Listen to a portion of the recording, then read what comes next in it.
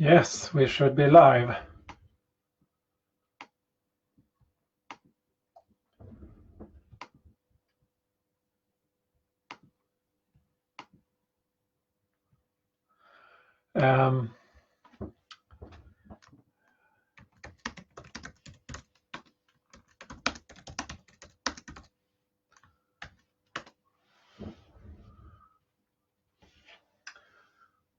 Yes, now we should be live. And the presentation will begin in about 10 minutes.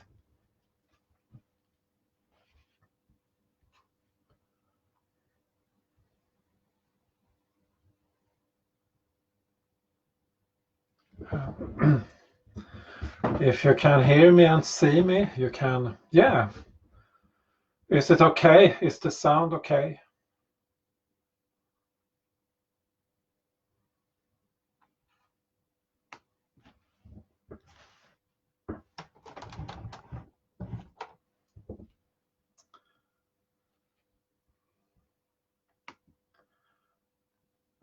I hope the sound is okay.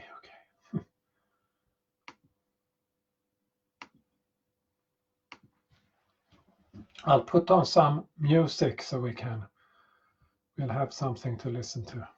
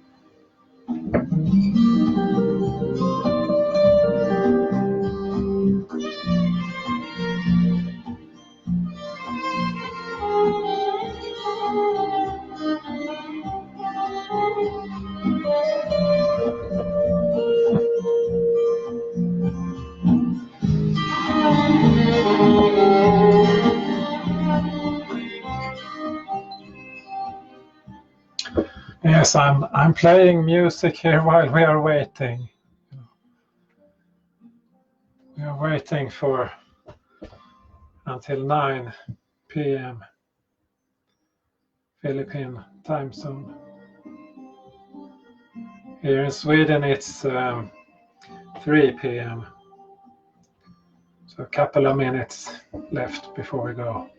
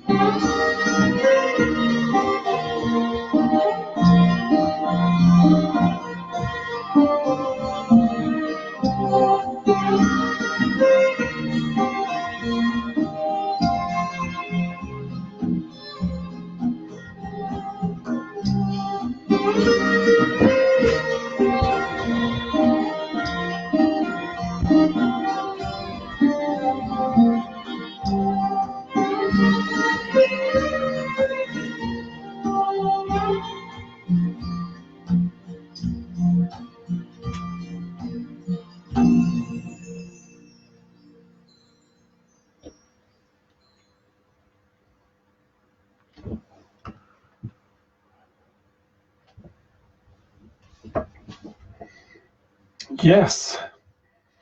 So now it's 9 p.m. So I'm Mikael. I will talk about mindfulness. And what I will talk about connects nicely with the previous presenter, Eileen, who talked about being in the present. And a bit about me. So I live in Sweden. It's the other side of the world, of the globe, and it's pretty cold outside. Spring is coming, but not quite yet. I have a background in computer programming. I am also a movement teacher. I'm a Rosen method movement teacher. And now I develop mindfulness methods. And I research ancient mysteries and ancient history. So and the reason I started doing mindfulness is that I became sick and I had great help from doing mindfulness. And I developed a method that has been really helpful.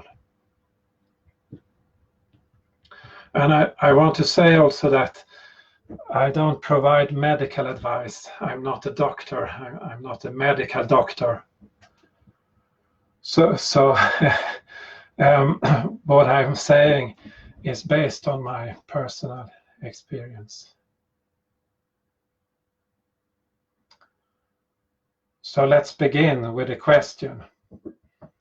So why do we worry, and why do we become stressed?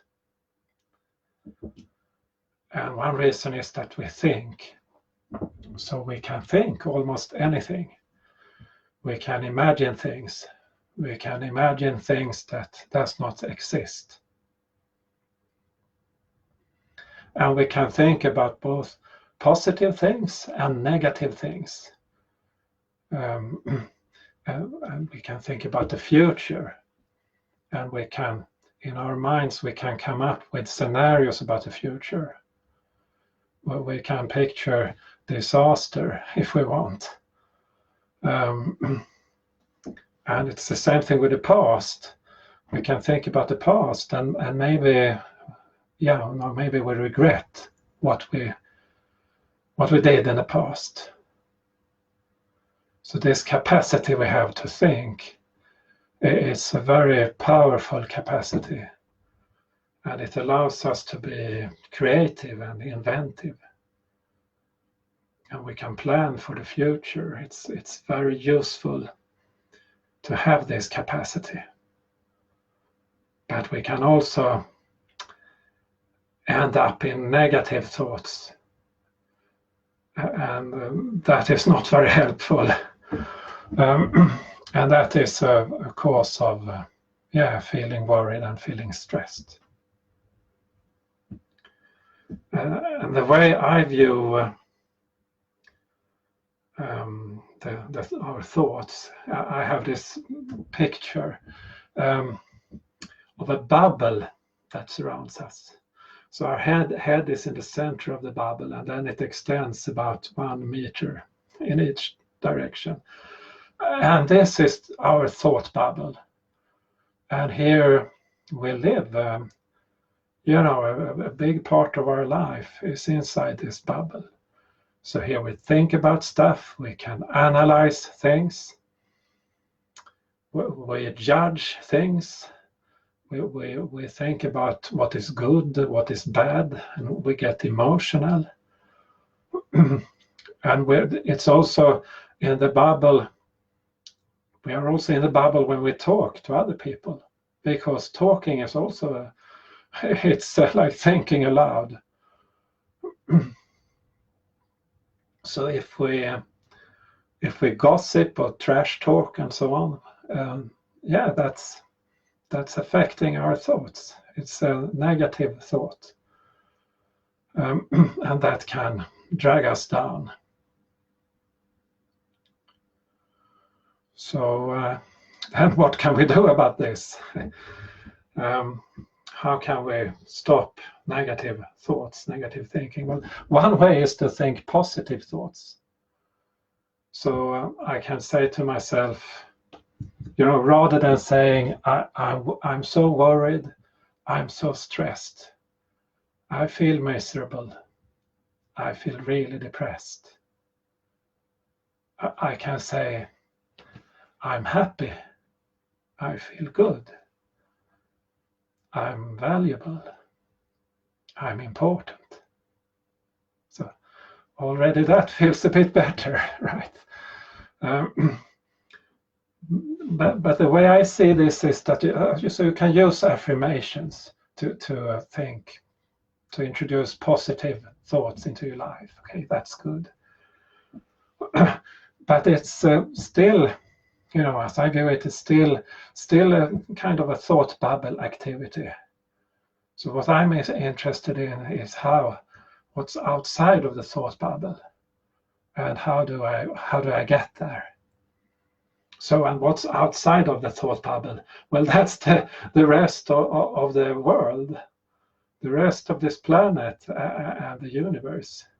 And I can look at it. I'm in that space right now. And that world It's the physical reality, and it's the present. The physical reality is the present. It exists in the present.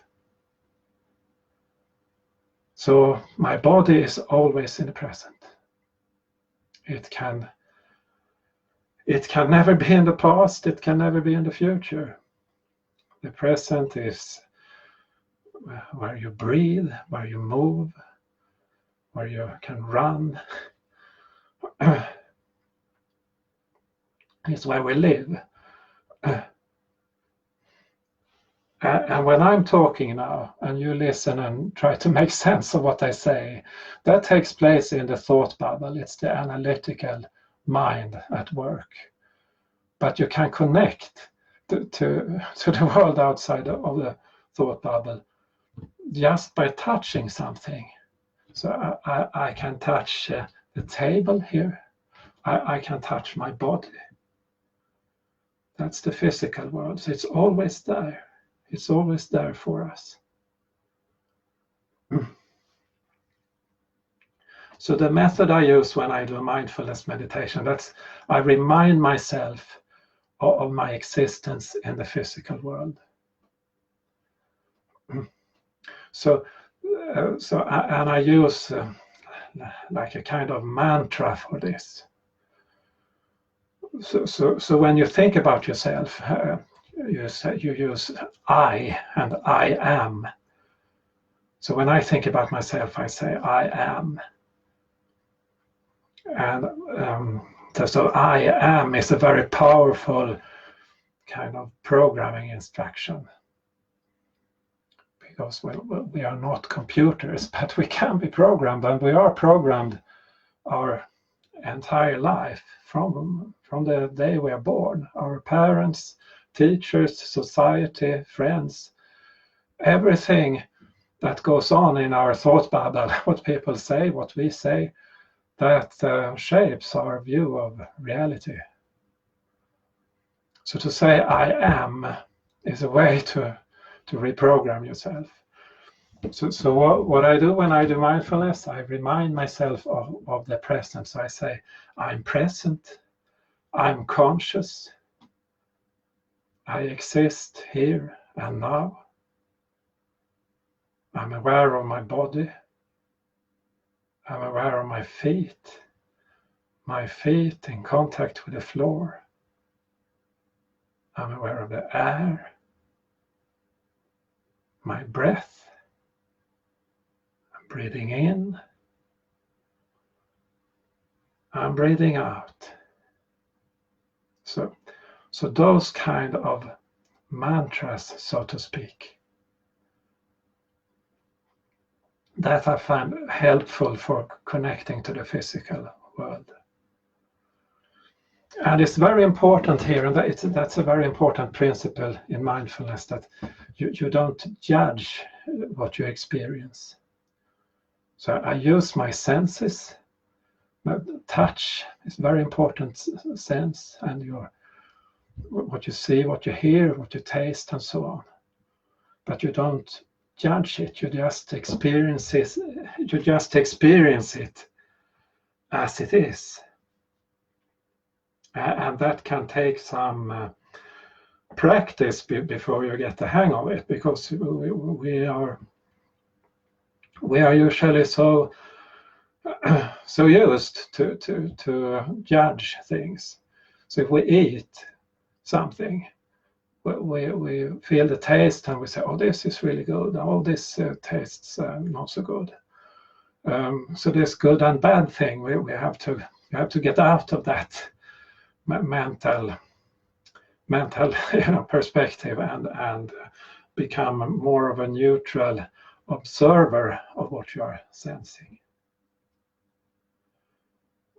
And it's not that it's bad to judge things. It's essential for survival. Like long time ago, it was essential for us to be able to tell if something was edible or poisonous. It was essential to be able to tell if someone was an enemy going to kill me, or if it was a friend coming. But now, today, in our modern society, we are so overwhelmed with ideals and things we should do to become perfect, so to speak. So we tend to judge ourselves and others, and that it's important to practice getting out of that mindset, to just take in the physical existence as it is.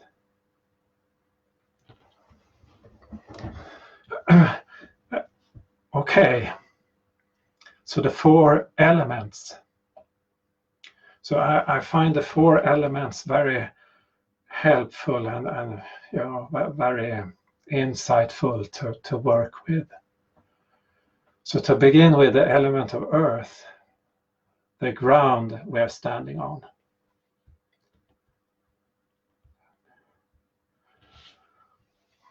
Yes, the ground we are standing on. It's very solid. It provides stability. So now when I have my feet here on the ground, on the floor, I feel how incredibly stable the floor is. And the chair I'm sitting on, it provides me support. So the earth can always provide us with that support. So we get grounded. And the gravity helps us, because without gravity we would float around. Okay, it would be difficult to jump and run and do stuff.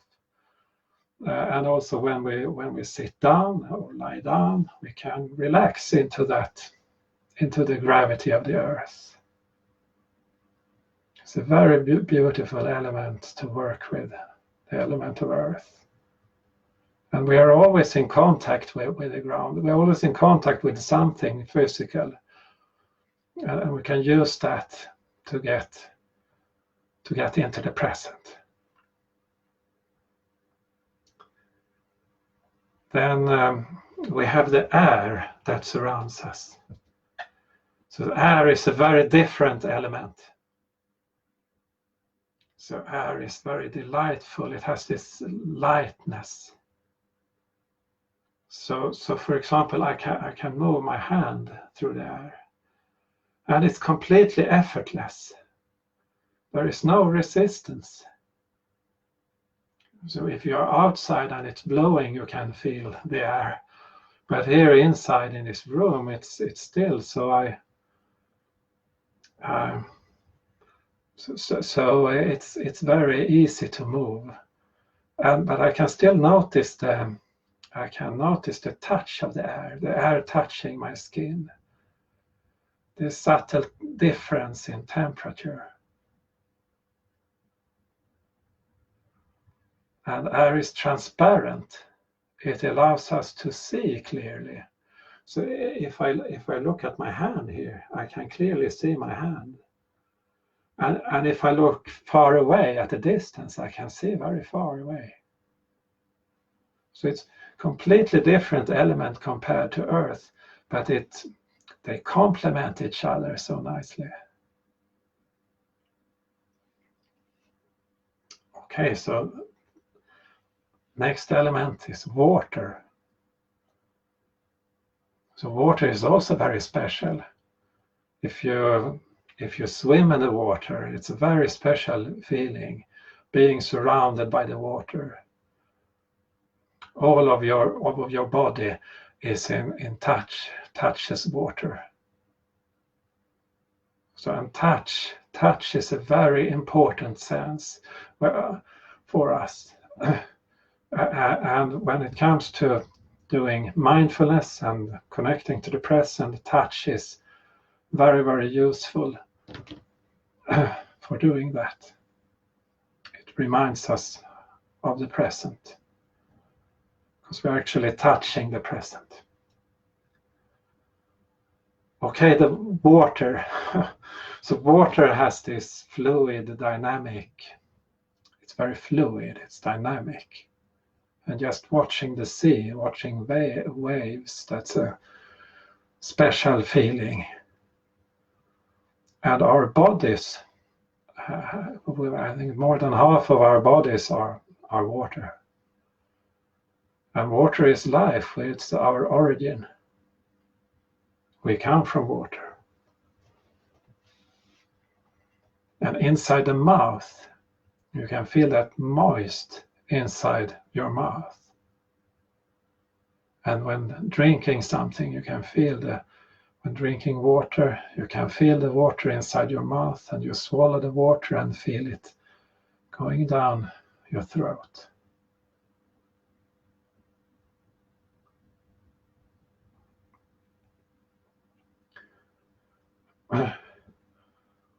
Okay, and then we have fire. So the element of fire, the sun shining, providing warmth. And to me, that's the energy in our bodies. Our bodies, when I touch my body, when I touch someone else, I can feel the warmth of that person. And also being in the sun, feeling the warmth of the sun, it's a very beautiful experience. So there are lots of energy available for us. We can act, we can do things. It's a very beautiful gift we have, to be able to be creative and act. And that's the energy we have.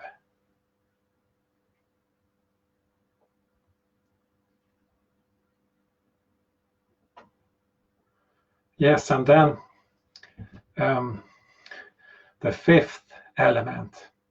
For me, the fifth element is life itself, life and love and light. And I feel this like, a spark of life in everything living. And when doing mindfulness and going into the present and experiencing the present without thinking so much about it, it's experiencing this wholeness, experiencing the belonging together with the elements, the trees, the plants, the animals, your existence on earth.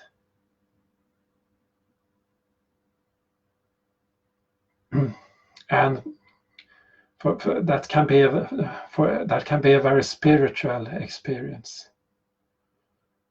So when I've been doing mindfulness meditations, that's a way to connect with the spiritual world for me, because I get out of this thinking mind, out of this thought bubble, and outside of it's unlimited, and it's the wholeness of your existence. So you can do different meditations to connect to the spirit world. You can, like soul flight and so on. It's but many beautiful and powerful and good meditation, but also mindfulness meditation with the physical elements is one way of doing that. Okay. So this. Okay, so the way you do this, well, we're going to do a mindfulness meditation now. So how does this work? Okay, so you cannot stop thinking. So thoughts flow all the time. The thoughts flow like water, like air. But you can redirect your awareness. You can use your thinking capacity to focus on something else, okay? Because we are not so good at thinking about two times at the same time. So it's not about suppressing your thoughts. It's about redirecting your awareness. So when you go and focus on the physical world, your normal thoughts, so to speak, they get a little bit less space. The thought bubble starts to dissolve. The thoughts go into the background.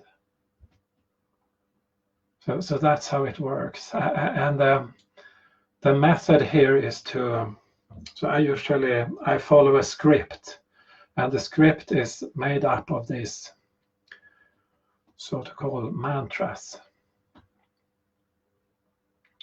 So it's a meditation because you focus on something, but you don't have to do this, sitting down in a meditation posture and having closed eyes. You can do it wherever you are, at work, when you walk, in the woods, by the sea. And you can also do it as a so to speak, proper meditation. Okay, so the practice is you say these mantras to yourself, or you can say them aloud, or you can think them. Just say the word silently by thinking them. And this practice is it's very inspired by Yoga Nidra. So Yoga Nidra is a guided meditation in the yoga tradition. But I don't I do Yoga Nidra and listen to guided Yoga Nidra meditations. But when I do mindfulness myself, I don't listen to any guided meditation. I don't have any mindfulness app. So I say these or think these mantras. Okay. So sit down comfortably. You can also do this standing or lying down, but now I will assume that we are sitting down. And feet on the ground, and feel the support of the chair. And listen to the words I say as if you would say them to yourself. So the script begins. I'm conscious. I'm present. I exist here and now. I'm aware of my body. I'm aware of my feet in contact with the floor. I'm aware of the soles of my feet. The soles of my feet touching the surface of the floor.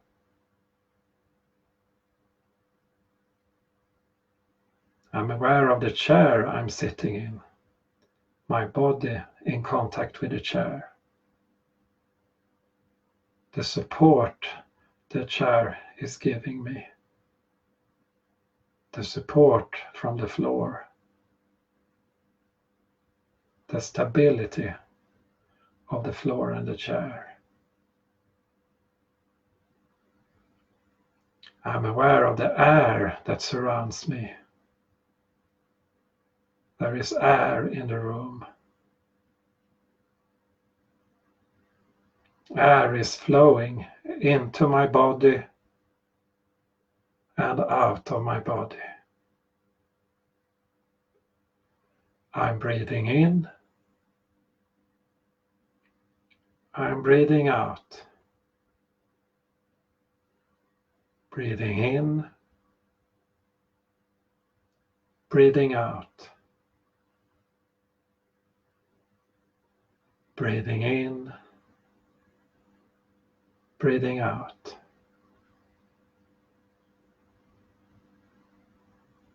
I follow my breath.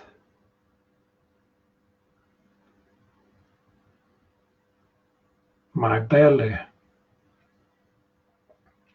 rising on the in-breath, falling on the out-breath.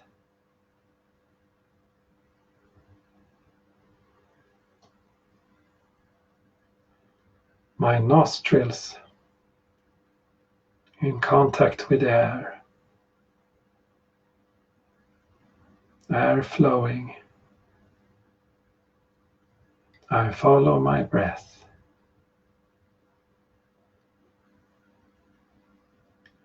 And if a thought comes, I just let go of that thought. The thoughts are not important, not right now. The thoughts are not my reality, not in this moment. The physical existence is my reality. I exist here and now.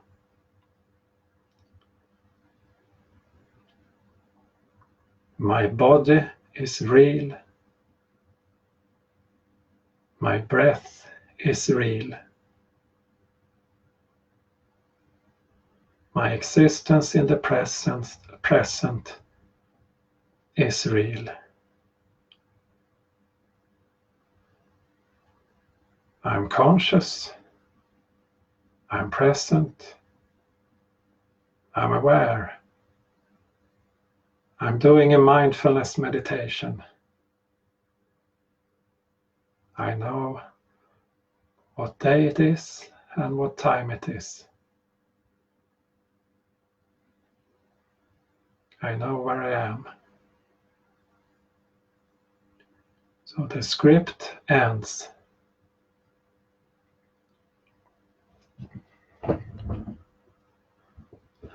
So this is an example of how you can do a mindfulness meditation by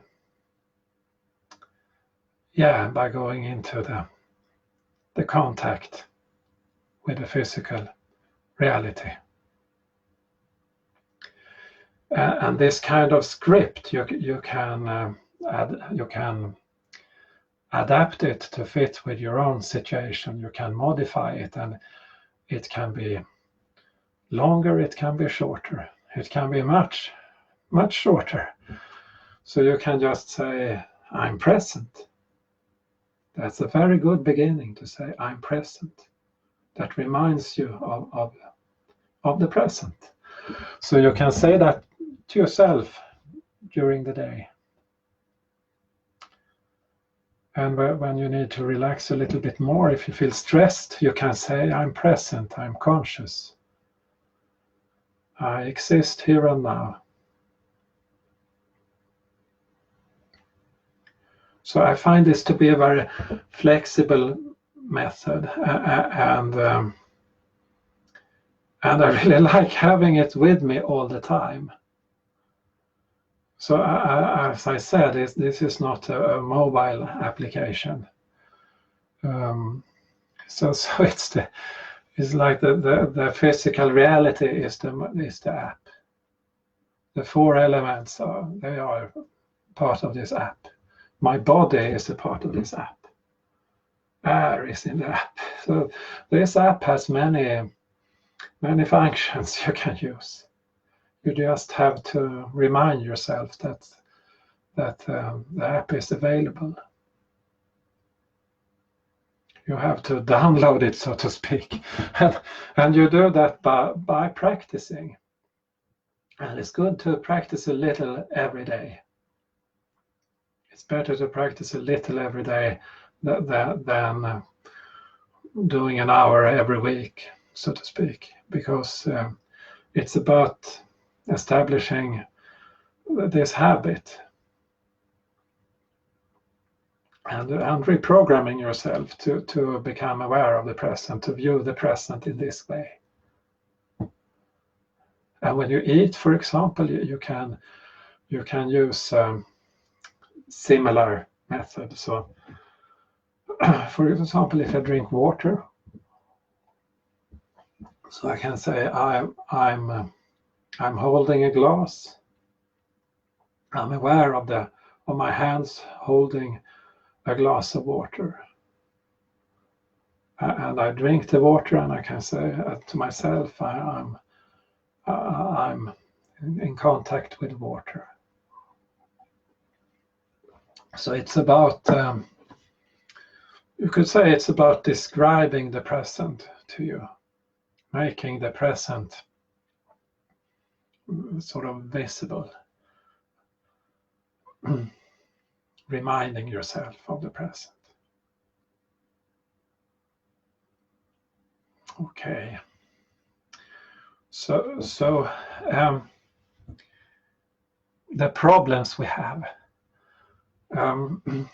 we can have all sorts of difficulties, and quite often the present might not be a problem. Often the problem is in the future. We can use this method. But there are also moments when the present is problematic. For example, if you are sick, if you are suffering, if you have pain, that can be very difficult. It can be very difficult to go into and accepting that pain. So for example, I got tinnitus a year ago, and that was very bad. It was very unfortunate. It was an accident. And it completely ruined me. So I was very much suffering from that. And I couldn't do mindfulness anymore because the present was such a terrible place. I tried, to feel my body and so on, and use other senses than my hearing sense. But it was very, very difficult, very painful. And I just had to live through it. And I tried doing lots of things. And, eventually I have, it's gotten a bit better, but it can still be very bothersome for me. It can make me very depressed. But there are methods when you are in pain. There is a technique in yoga and Buddhism that's called the witnessing consciousness, and you put yourself in a position of the witness, the observer of your life, and I found that to be very useful. But I don't want to recommend this and give like healing advice and so on, because I don't know. I think this is very good, at least connecting to the physical reality that grounds you. That should be good for most people. But if you have a difficult condition like a psychiatric condition or something, it might not be good. So it's important to take that into consideration. But I found this practice of becoming the witnessing consciousness to be very powerful, because it allows you to observe your suffering and dissenter from the suffering. It can allow you to no longer completely identify with your suffering. And that makes it much easier to accept your situation. So, and for me to listening to birds, for example, now when spring is coming, very beautiful to listen to the birds, very healing.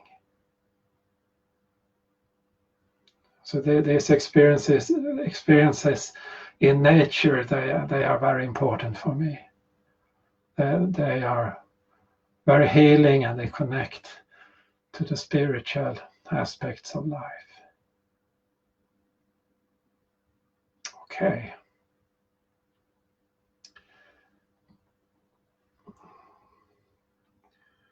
So I'm planning to end this presentation now, and I want to say that I made notes, and I put notes on our website. We have a website about consciousness and ancient mysteries. And the name of that, the address is truerealitynow.com. I will try to put that in the comments. So truerealitynow.com, and true reality, that is, of course, the world outside of the thought bubble. That's the true reality. And this interest, so I work together with a friend. We research ancient history, and this interest in ancient history is, I think it applies a lot to, to consciousness and the way we view our life and so on.